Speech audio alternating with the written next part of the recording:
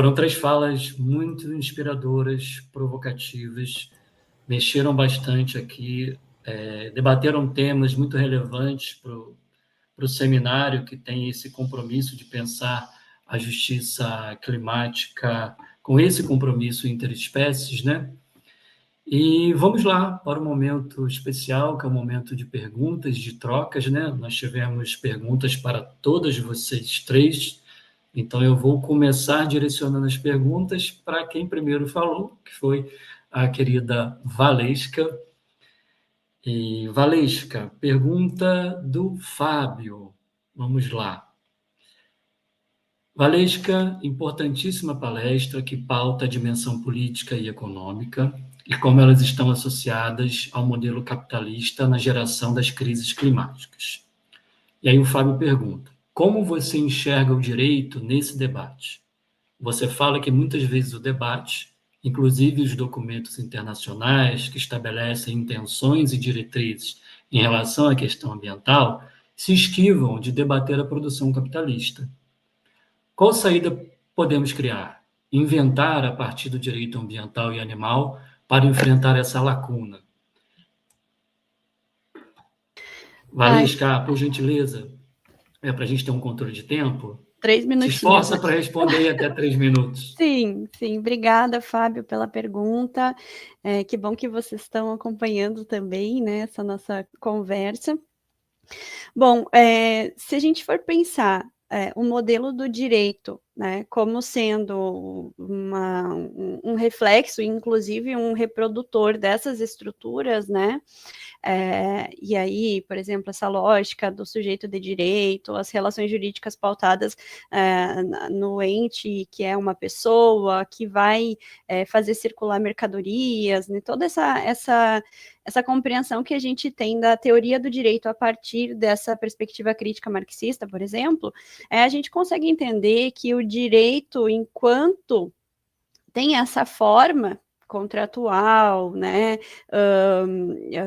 pautada pelos ordenamentos nacionais, enfim, e ainda assim de base excludente, né, porque pensa prioritariamente no humano como o ente titular de direitos, né, e as suas instituições, não tem muito o que fazer, né? Então, quando a gente faz a virada animalista dentro do direito, e traz, né, o animal como pessoa, e aí começa a tensionar essas categorias e também trazer as críticas decoloniais, né, e também do feminismo, as críticas também raciais ao pensar o direito, né, quando a gente então incorpora essas questões da interseccionalidade, os aspectos das opressões, das explorações, a gente pode começar a pensar novas formas jurídicas e novos direitos, né, Kiano, para contribuir com alterações institucionais e né, pensar em políticas diferentes. Só que sempre pensando, né, que enquanto a estrutura econômica mundial, e aqui pensando na nossa estrutura econômica brasileira, centrada nessa forma, né, de produzir, seguir dessa maneira, né, pensando naquela lógica, primeiro a gente acaba com a estrutura para mudar a superestrutura, a gente tem ainda um longo trabalho pela frente, né, e o direito ele não seria essa ferramenta principal.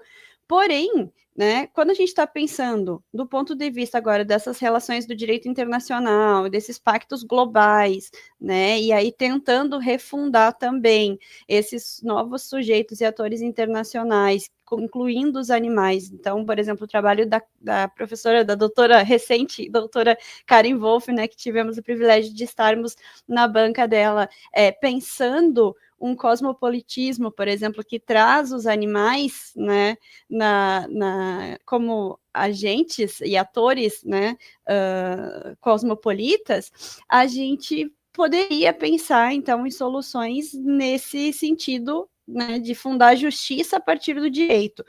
E aí, então, isso teoricamente. Agora, vamos pensar do ponto de vista prático, né? O que o direito hoje, enquanto ferramenta, mesmo mantendo aí a exploração capitalista como uma política econômica também aqui do país, agropecuária e tudo mais, poderia fazer.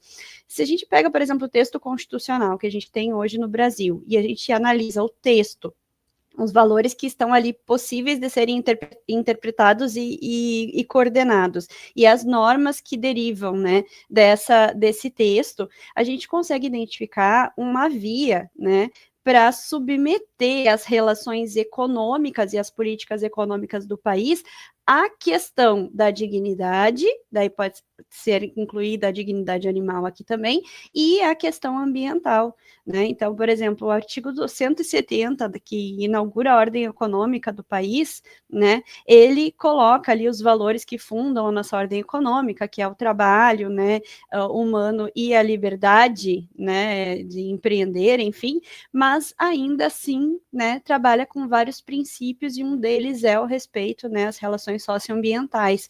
E aí, então, a gente já poderia, digamos que, se fosse construir políticas alinhadas aos valores constitucionais, às normas constitucionais, terminar com essas práticas exploratórias, não autorizar, por exemplo, a exploração da foz do Amazonas, né, a exploração do petróleo, alterar drasticamente os sistemas, né, de produção agropecuária, né, passar a proibir o uso de venenos, né, que nos matam e matam ecossistemas, degradam os ecossistemas, poluem água, né, deixam a gente doente, enfim. Então, assim, tecnicamente e legalmente, a gente já tem instrumentos para fazer diferente, porque o direito, né, enquanto ali uma linguagem que está sendo formulada nas legislações e vai ter que ser praticada pelos juristas e pelos políticos, pode já ser interpretado nesse sentido, né, assim como eu defendo que a gente já pode, desde 88 e desde 2002, considerar os animais como pessoas para o direito. Só que enquanto isso não for praticado, né, enquanto o sistema econômico ele estiver ordenando as nossas práticas e inclusive a interpretação do direito, né, e a aplicação do direito, a gente não tem muita saída, né? Então o direito ele não vai solucionar nada sozinho, não vai se fazer sozinho, né? Enfim, então tinha que ser rápido, mas era mais ou menos essa lógica que eu queria trazer, né, de que a gente precisa aplicar de uma forma diferente o que a gente já tem. Ok. Tem mais perguntas para você, mas eu vou fazer o seguinte: eu vou perguntar agora para Ana Paula, aí depois a gente faz o giro, tá? E aí dá tempo até mais de você pensar, né, sobre as temáticas que estão sendo dispostas aqui. Porque tem uma pergunta da Maria Alice da Silva para você também. Mas vamos lá. Pergunta para Ana Paula Perrota. Ana Paula, a pergunta é da própria Valesca, uma das perguntas, né? Então eu vou começar pela primeira que foi feita, da Valesca. E ela pergunta, né, uma dúvida sobre o próprio campo da antropologia e das ciências sociais. Você se referiu a essa virada animalista, né? A pergunta é: essa virada animalista ainda é minoritária? Né? Essa virada animalista, epistemológica, etc., que você se referiu na palestra. Porque a literatura que chega para o direito, aqui no Brasil pelo menos, é bastante centrada no humano, reproduzindo aqueles esquemas distintivos do século XIX e XX. Obrigada, Valesca, pela pergunta. Bom, a virada animalista na antropologia, ela é recente, sem dúvidas, né? São trabalhos que eu diria que na última década começaram a ser traduzidos, né? A ser colocados dentro dos cursos. Então, eu diria que tem uma certa ambivalência, né?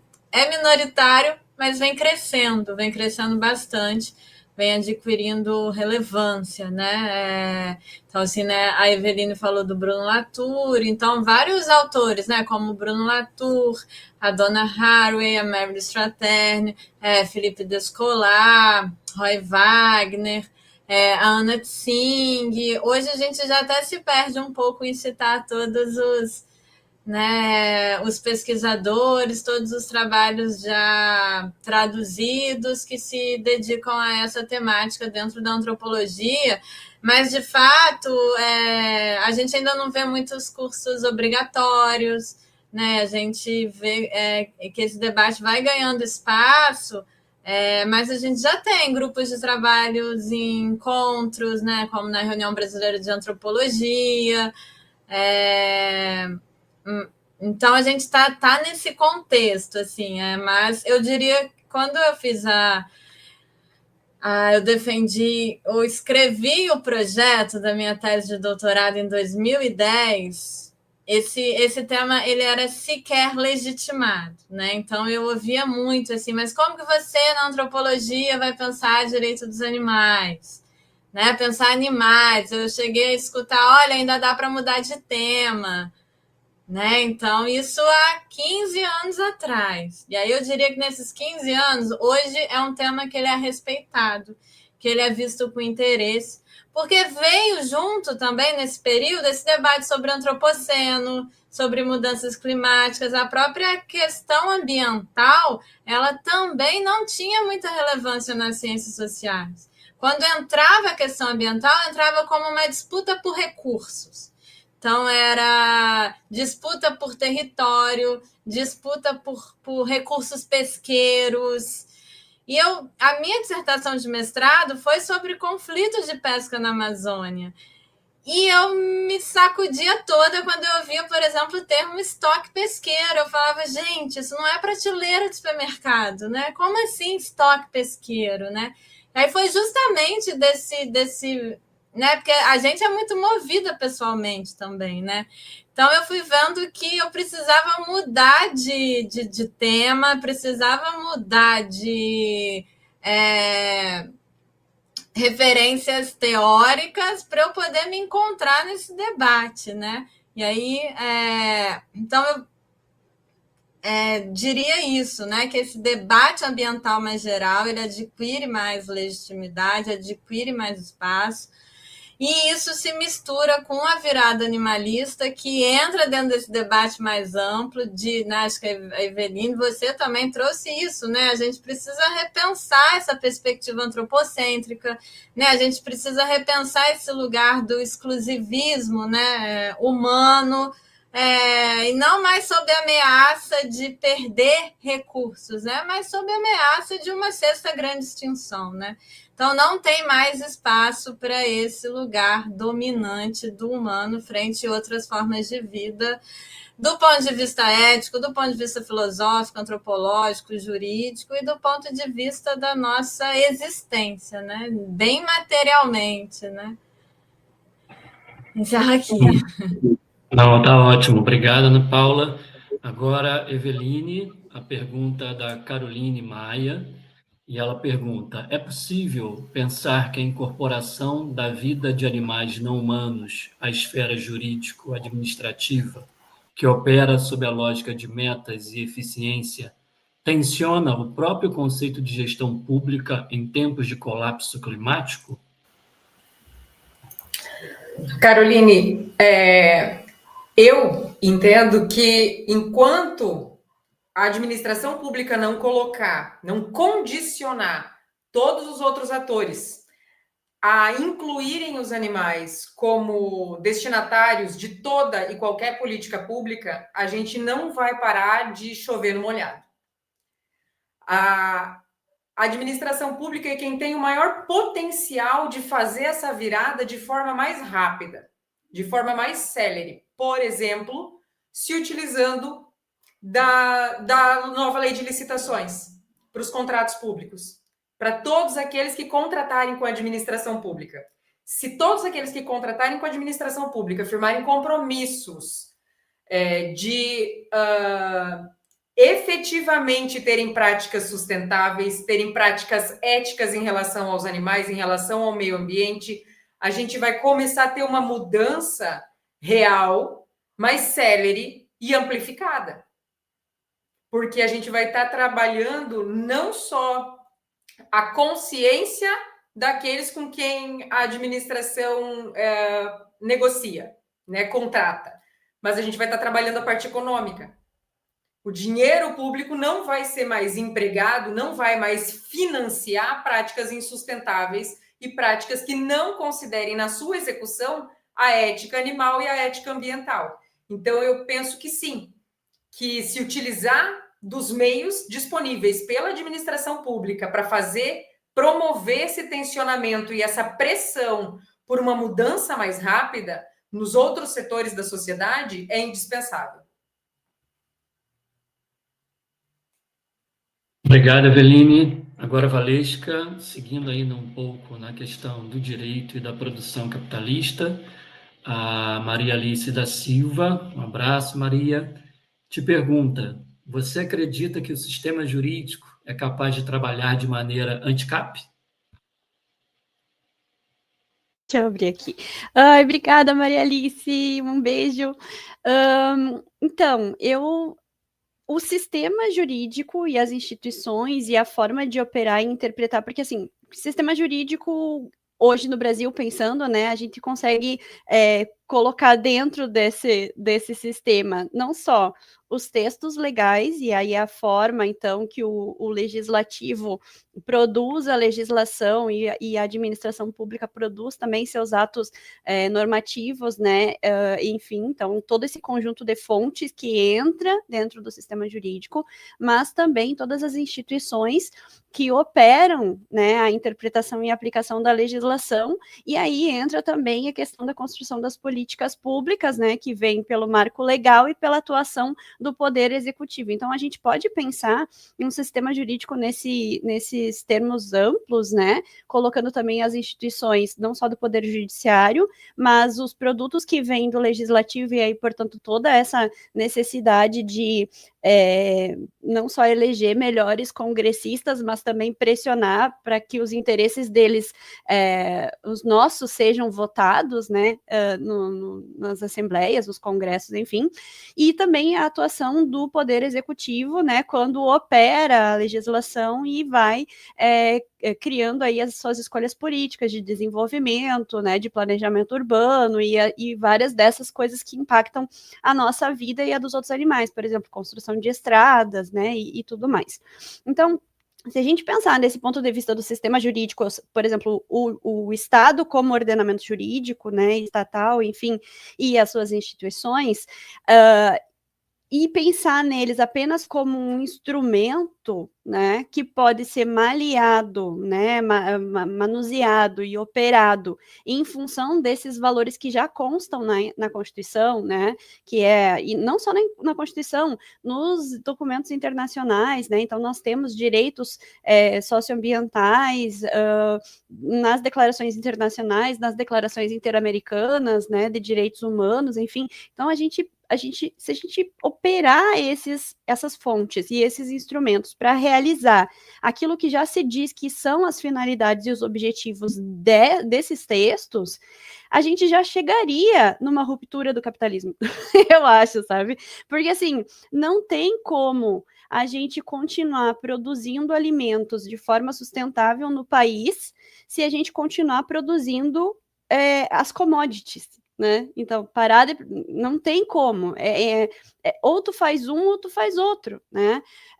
E aí, então, a produção de alimentos, que é uma grande questão para nós, né, do Brasil, já também vai passar por essa escolha política e passando a respeitar os humanos e os outros animais nesse processo.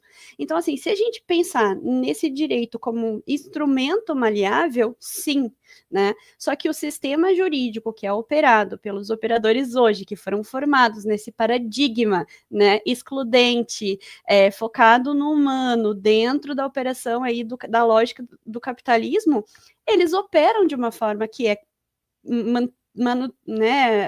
conservadora das estruturas, reprodutoras das estruturas. Então, assim como a Ana Paula falou, né, que no campo da antropologia está começando, né, a se tornar séria essa questão animalista e ambiental, no direito recém também está começando, né? E mesmo depois ali de um pouquinho mais tempo, mais ou menos uns 40 anos, digamos assim, ou 30 anos, que a gente já tem, né, de 30 a 40, essa possibilidade de discussão, ainda assim a resistência do lado contrário é muito grande. Então, o exemplo paradigmático das vaquejadas, né?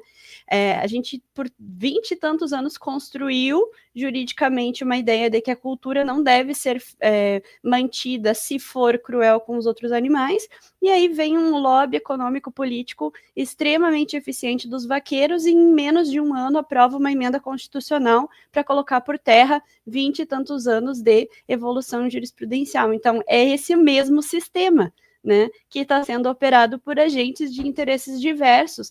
Por isso que, se a gente não tensionar a própria lógica do direito e reformular também o entendimento desses operadores, né, tanto juristas quanto políticos, enfim, a gente não tem saída, assim. Então, o direito ele vai continuar fazendo o trabalho dele, que é, né, operar a reprodução do capitalismo. Era isso. Obrigado, Valesca. Agora a pergunta é para Eveline. Rami Ferreira pergunta. Para Eveline, não, para Ana Paula, desculpem. Ana Paula, para você, a pergunta do Rami Ferreira.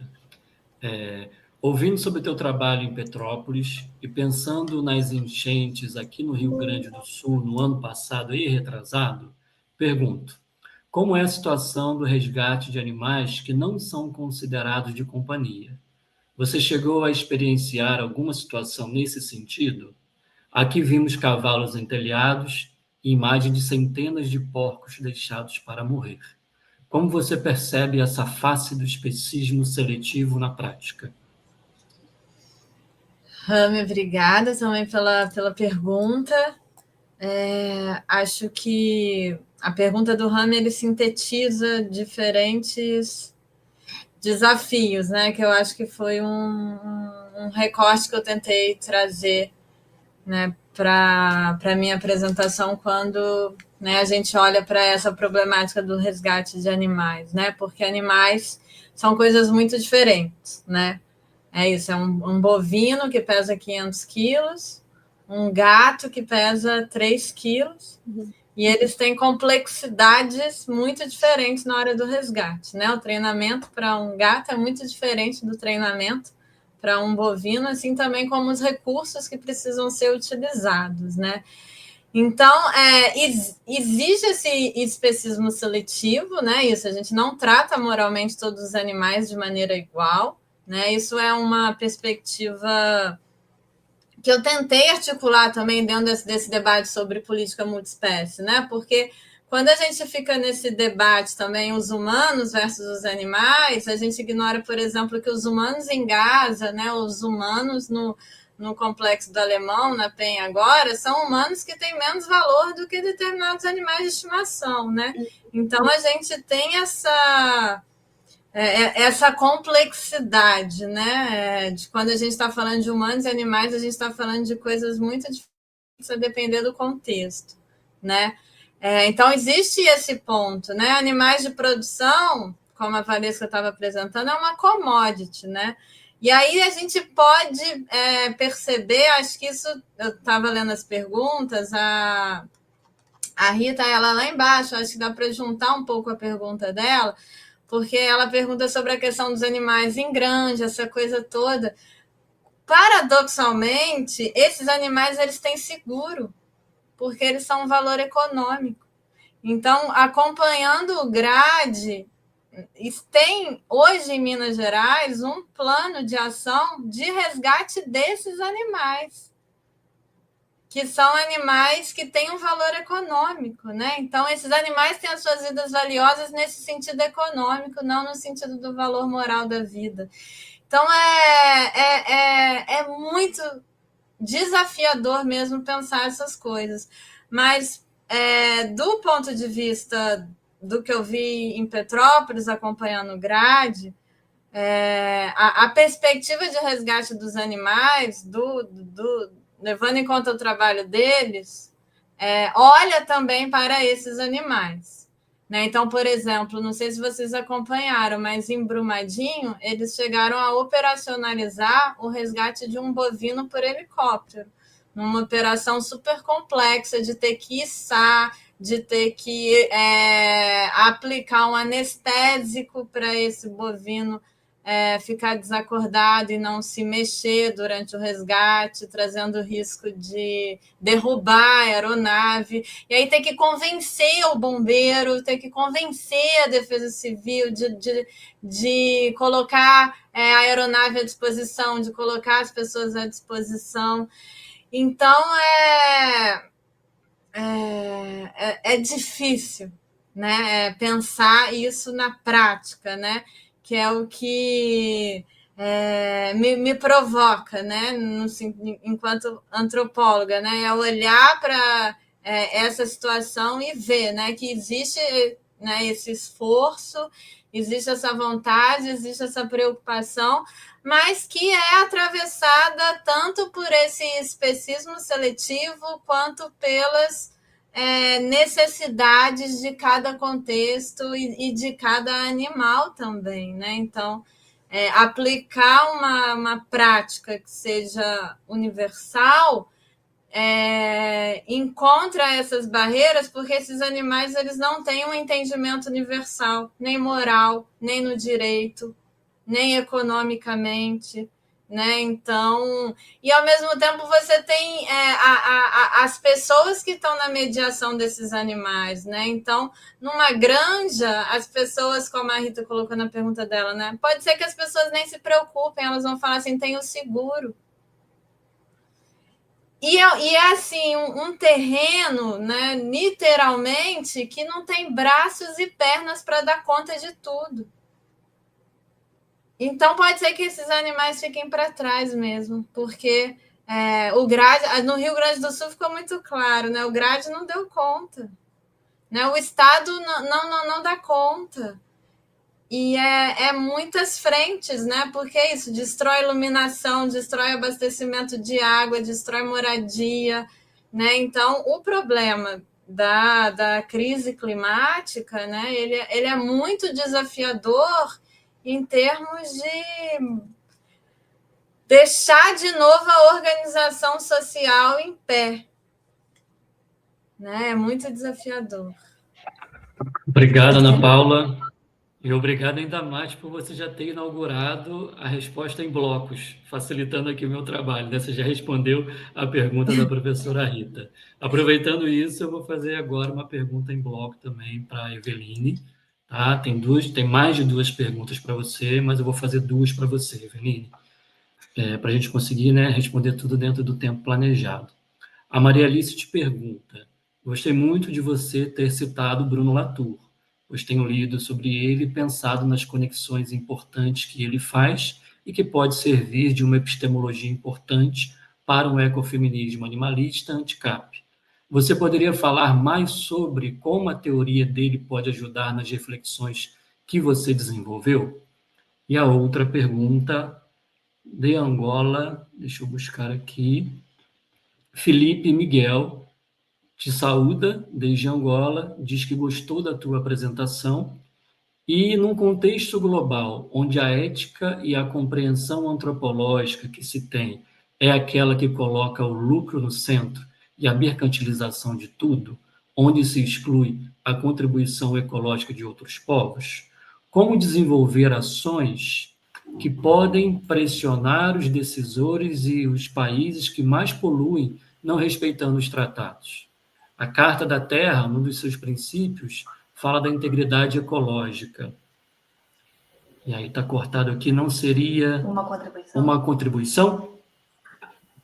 Tá, vamos lá. Bom, respondendo a Maria Alice, a teoria do Bruno Latour, ela ajuda muito nessa reflexão, porque ela rompe com a ideia de que a natureza e a sociedade são coisas distintas, separadas, né?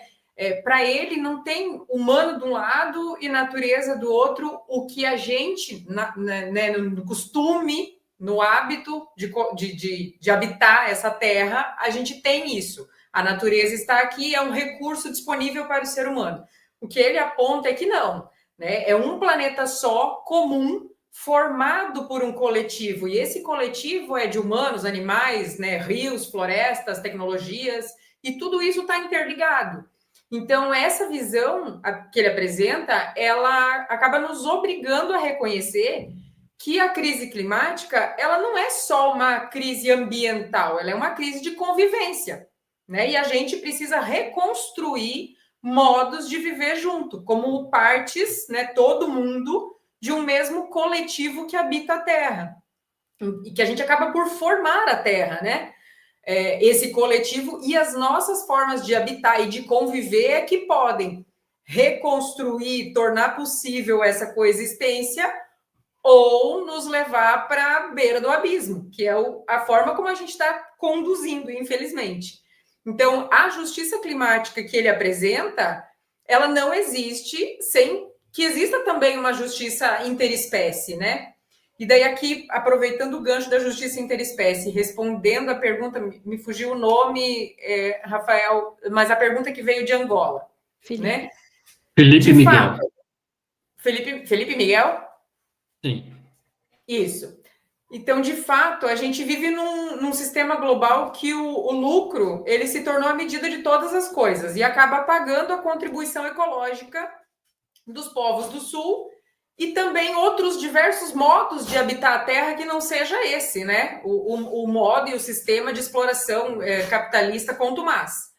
A saída, uma pressão coletiva, né? Fortalecer essas redes entre comunidades, universidades, movimentos, para propor outras formas de convivência, né? E não apenas reagir às decisões globais impostas.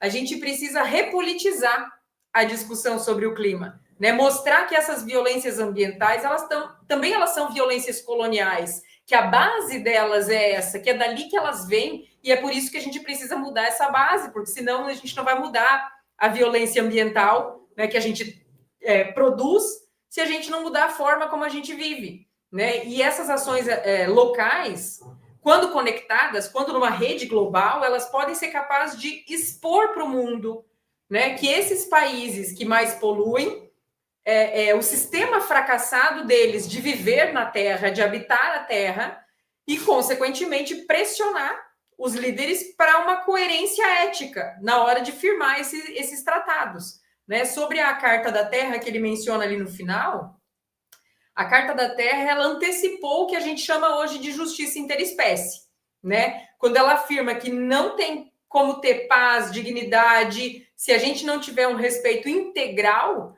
às formas de vida como um todo, ela está dizendo que a gente precisa ter uma justiça interespécie, que todos esses outros seres, além dos humanos, precisam também ser reconhecidos como sujeitos de justiça, né? Então, se a Carta da Terra fosse realmente incorporada nessas ações globais pelo clima, ela seria uma boa bússola, né, ética para as decisões aí do nosso tempo.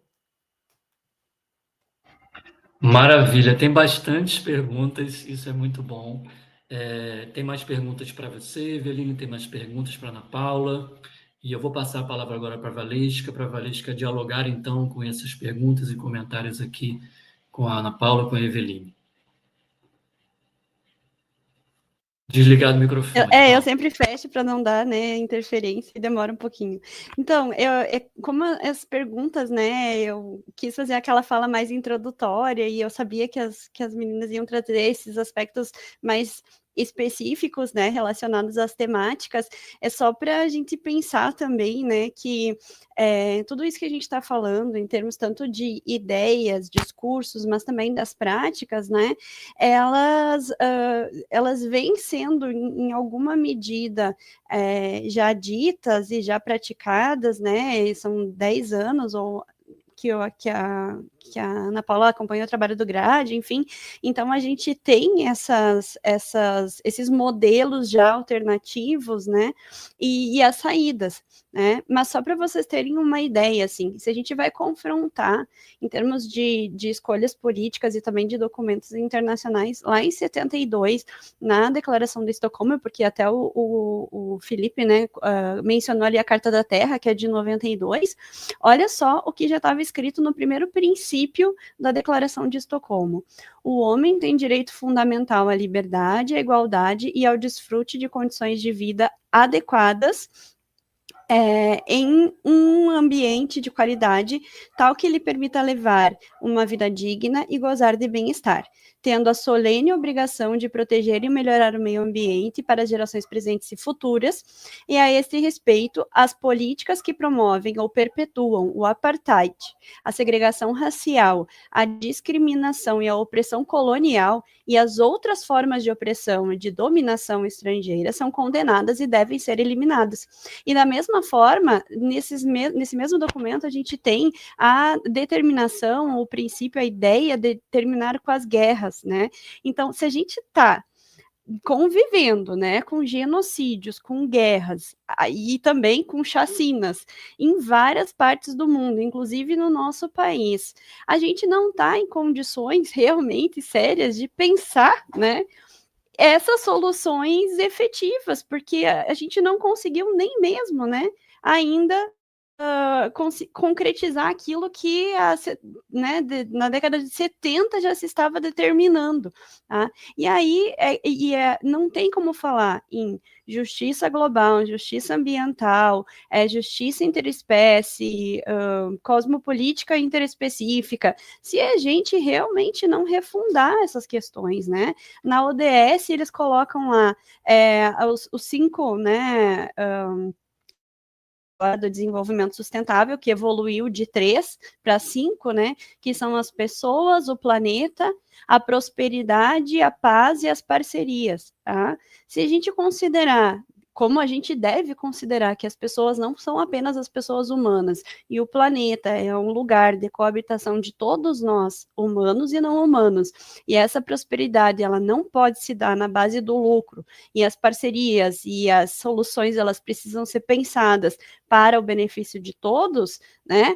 E, mais ainda, parar de guerrear e fazer, né, construções de paz, a gente o modelo está ali, né? Agora, o caminho para chegar nesse modelo é abandonar tudo que a gente está fazendo de errado, e isso é uma coisa que, de fato, né, a gente não consegue enxergar sendo feito, né? E aí era só essas questões, assim, que como fazer, o que fazer, a gente já tem as respostas, né? Só que está faltando aí realmente comprometimento, vontade política para abandonar um sistema que já está falido, né? Enfim, era isso.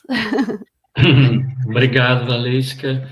Agora para a Ana Paula, 2 perguntas, uma do Tiago da Silva Gabri e outra do Fábio Oliveira. Tiago pergunta: seria possível construir políticas públicas que reconheçam essas sociabilidades mais que humanas em contextos de desastre? E o Fábio pergunta: que importante trazer a atuação do GRADE para o debate nas situações do GRADE. Poderia falar um pouco mais desse momento que você destacou como a grande virada em 2024, nas enchentes que afetaram o Rio Grande do Sul? Qual o efeito que essa virada, né, teve?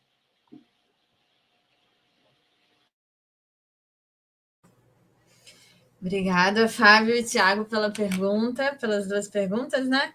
E acho que elas se concatenam, né? Acho que elas dialogam.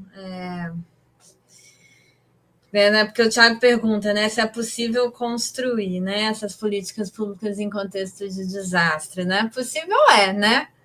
A grande maravilha sobre nós, seres humanos, é que a gente é capaz de inventar muitas coisas, né?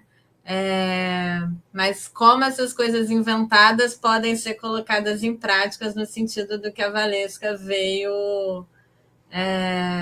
comentou agora, né? De fato, assim, né, essa pergunta é possível? Né, desde que aconteça isso que está acontecendo aqui, né, como um exemplo, né? Sem mobilização política, sem mobilização acadêmica, sem mobilização jurídica, né, sem pressão, sem, né, reivindicação, não vai acontecer, né? Mas eu acho que um ponto também que né, todo o debate sobre a questão animal, né, essa questão animalista mostra para a gente como que ele se faz a partir do engajamento e da mobilização né, de muitas pessoas. E acho que o caso brasileiro é bem notável, né, sobre o quanto de engajamento em diferentes âmbitos, né. E aí eu acho que o próprio GRADE, ele tem esse papel que ele é prático, como ele é também uma forma de pressão política, né? Porque em Petrópolis, por exemplo, Petrópolis tem uma Secretaria de Bem-Estar Animal, que não se ocupou nada, né, da questão dos animais quando teve as chuvas em 2022. Então, o GRADE, ele escancara, né? Ele joga na cara do poder público, ali onde ele está atuando, de que o poder público não está fazendo nada, né? E o GRADE, ele desenvolve as suas ações a partir de doações financeiras, doações de insumos, né? E ele mostra como que e isso também é uma fala que eu ouvi da Carla, né? Ela falou assim, em 2022 era 11 anos de GRADE, ela falou assim, olha o quanto de transformação que o GRADE passou de 2011, quando a gente veio aqui quase de chinelo, né? E agora o GRADE todo paramentado. Ela falou, olha como que o GRADE se transformou, e o Estado não se transformou. E aí, então, a atuação do GRADE é uma grande demonstração, né, de quanto que, né, precisa haver trabalho nesse sentido, né? E trabalho passa por treinamento, como a Valesca agora comentou, né? Então, o GRADE faz um treinamento. Ele não é... Para se tornar voluntário do GRADE, tem que passar por um treinamento. Em 2023, eu acompanhei esse treinamento sem a pretensão de fazer o treinamento, porque só de equipamento de proteção individual era uma quantidade enorme de coisas que tinha que comprar. E é isso, é entrar em água, é apagar fogo, né, são bombeiros, são profissionais de educação física. Eu vi gente desistir nesse treinamento, eu vi gente desmaiar nesse treinamento. Então, atuar numa situação de resgate não é algo que caiba só a um voluntarismo, né? É preciso entrar ali e não virar outro problema para o bombeiro e a defesa civil e para o próprio GRADE, né? Então, não é simples. E aí, o Fábio, quando ele pergunta, né, sobre essa grande virada, em que sentido, assim, que eu pensei, né, para colocar nesses termos? É como que a opinião pública, os meios de comunicação, né, a mídia, o próprio poder público, de fato, se preocupou, né, criando um comitê, né, de crise animal, institucionalizando recursos financeiros para o resgate de animais, né, o governo federal destinando verbas, né, porque até então, como eu falei, né, o GRADE ele entrava nas frestas, ele se apresentava, ficava lá pedindo para ter acesso às áreas, precisa de ajuda, né, em termos de suporte, né, como eu falei, né, precisa de uma aeronave do bombeiro para poder resgatar. Então, pensar numa grande virada foi pensar como que, no caso do Rio Grande do Sul, de fato, houve uma política pública. E foi a primeira vez, né, que o governo federal destinou verbas, né? O GRADE, ele, junto com a Defesa Civil Nacional, montou um protocolo para distribuir por todas as cidades, porque no Rio Grande do Sul, se eu não me engano, foram umas 500 cidades atingidas. E aí é isso, né? 500 cidades atingidas, muita gente com vontade, mas isso, é dificílimo, né? Então, o GRADE, ele atuou ali prestando uma assessoria técnica, né? Via governo. Então, a grande virada foi nesse sentido, né? De pensar como que a preocupação com o resgate dos animais deixou de ser estrito só a um grupo voluntário, mas se constituiu também ali como parte da resposta do Estado sobre aquela situação de calamidade que estava acontecendo, né? E o que eu entendo é que isso não tem retorno, né? Não tem retorno. Eu acho que a partir daí é só para frente, né? Obrigada, Ana Paula. Agora, então, chegando à parte final, eu vou passar uma última pergunta para a Eveline, e já te peço, Eveline, que ao responder você já emenda com as suas considerações finais, seus agradecimentos, tá? E a gente faz a rodada, aí a Valesca também faz os seus agradecimentos finais, a Ana Paula também, mas, por favor, 1 minutinho para cada uma, tá? A Eveline, como tem a resposta, né? 2 minutos para a resposta, mais um para saudações, se puder encurtar, melhor ainda, né? Mas que a gente termine essa rodada agora em 5 minutinhos, tá bom? Eveline, a pergunta é do Fábio, e o Fábio pergunta, primeiro ele elogia, né, que fala, você trouxe várias contradições inerentes entre o discurso da transição ecológica e a prática da exploração desenfreada. Você mencionou das causas das injustiças que atravessam até mesmo a ideia de justiça climática global, dado que essa não reconhece outros animais e nem todos os humanos.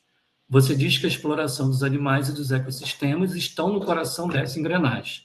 Poderia desenvolver mais essa soberba especista que habita a origem do colapso climático?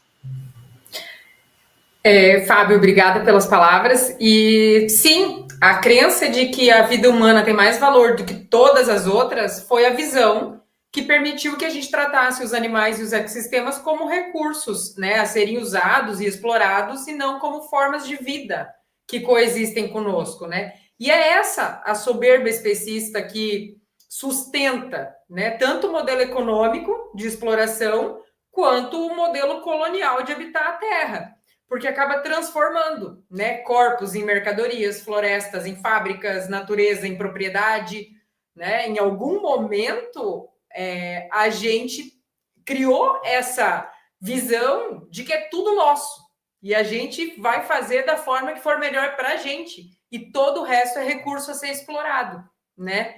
E eu digo que por isso é que a gente precisa ter essa leitura, né, de que a exploração animal e ecológica, ela está no coração da crise, porque o colapso climático que a gente enfrenta hoje, ele não começou com as emissões de carbono da indústria, da revolução industrial. Ele começou com a ideia muito anterior de que só o ser humano importa. Então, o que for bom para o ser humano pode ser feito.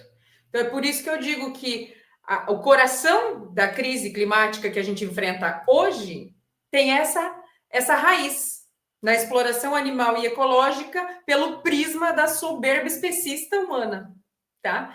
E para finalizar, eu quero agradecer imensamente o Leia pelo convite, as participantes da mesa que foram maravilhosas, né? A gente sempre cresce, a gente sempre sai desses eventos muito maior do que a gente entra.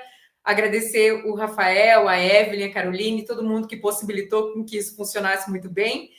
E eu espero poder participar e assistir tantos outros debates aqui pelo Leia. Muito obrigada. Obrigado, Eveline. Daqui a pouquinho teremos a mesa 2, né? Então, fiquem por aí para acompanhar. A mesa 2 é genocídios e resistências multiespécies, né? Daqui a pouquinho. Valesca, por favor, considerações finais, 1 minutinho. De novo, muito obrigada pelo convite, né? Pela tarde maravilhosa de conversas. Vou seguir acompanhando aqui, né? As próximas mesas, e dizer que dá uma esperança mesmo, né? Dá um calorzinho no coração. A gente está perto de pessoas e tentando pensar, construir vias, né, caminhos pelas essas margens, né, já que a gente não consegue reconhecer aí que essa nossa soberba, não só, né, especista, racista, esse humanismo doente, né, ele está acabando com tudo, não só com a natureza, com os outros animais, conosco, né? E, enfim, então, se a gente tiver alguma coisa para fazer, é essa, né? Tanto de pensar, conversar e, na medida do possível, construir nas nossas práticas, reconstruir tudo de novo. Obrigado, Valesca. Ana Paula, por favor. Eu também quero, gente, agradecer muitíssimo essa mesa, né, esse convite, manifestar minha honra de participar aqui, né, e poder debater com vocês, né, estar presente nesse seminário do Leia. Quero agradecer também as perguntas, acho que, né, tanto as falas da Eveline quanto da Valesca, quanto as perguntas permitiram um debate que coloca a gente em outro lugar, né? E aí queria só terminar dizendo também o quanto que pensar, né? Assim, a Valesca falou desse humanismo falido, doente, né? Eu acho que nós, moradores do Rio de Janeiro, vemos isso, né? É um humanismo que não preserva nem as vidas humanas, né? Então, nosso desafio de pensar a questão animal é um desafio que, de forma alguma, se restringe aos animais, né? É um problemão aí que a gente tem pela frente e também saio daqui sempre mais otimista, né? De ver a gente pensando junto e construindo coletivamente, né? É isso, gente. Um abração. Bom, eu agradeço em nome do Leia, a Valesca, a Eveline, a Ana Paula. E tem mais evento pela frente, a seguir a mesa 2, Genocídios e Resistências Multiespécies. Para acessar, tem um botãozinho aí na programação, cliquem no menu Programação e acessem a mesa 2. É muito fácil. É isso, turma, nem racismo, nem sexismo, nem especismo, nem qualquer forma de opressão, né? Eu agradeço muito a vocês por apontarem caminhos para a transformação da realidade dos animais e das opressões a ela imbricadas, né? Um abraço, sigamos, até a próxima mesa.